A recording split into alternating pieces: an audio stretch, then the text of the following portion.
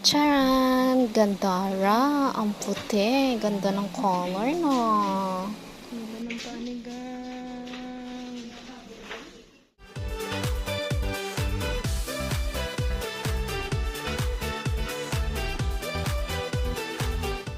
So, eto guys, ang itsura ng Daily Valley Lounge Spa sa Kapitan Pepe, Cabanatuan City.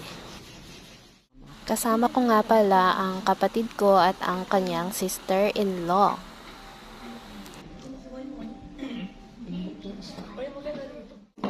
So, pinapad nga pala sa malagamgam na tubig ang aking paa para medyo lumambot yung pinakailalim na part niya, and then nilinis na rin siya just to make sure na okay siyang kaskasin.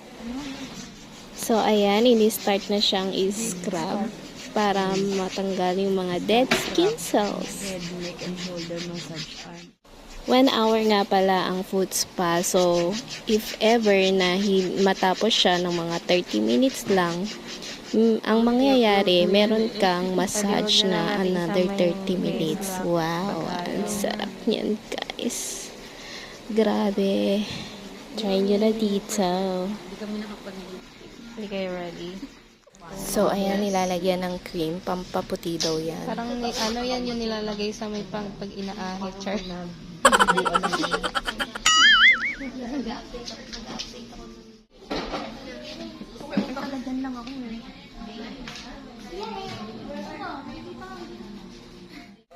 Tapos, ayan, babalutin na yung paa. After nyan, ipiprito na. Char!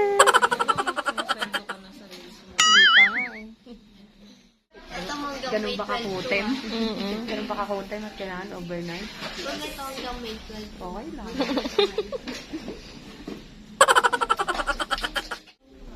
So, habang nakababad ang aming mga paa, pinainom nila kami ng hot chocolate. Libre to, guys. Pwede rin namang kape. So, ayan. After niyang mababad, dilinisin na siya, guys. So, cleansing ang peg. Hindi pala mag-request ng paggawa.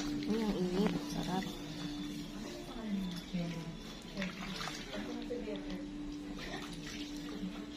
Yan.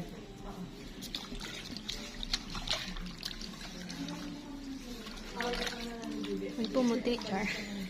Ayun na pumuti. Pumuti ba? Kung lagi po, girl. Anong papatihin din siya?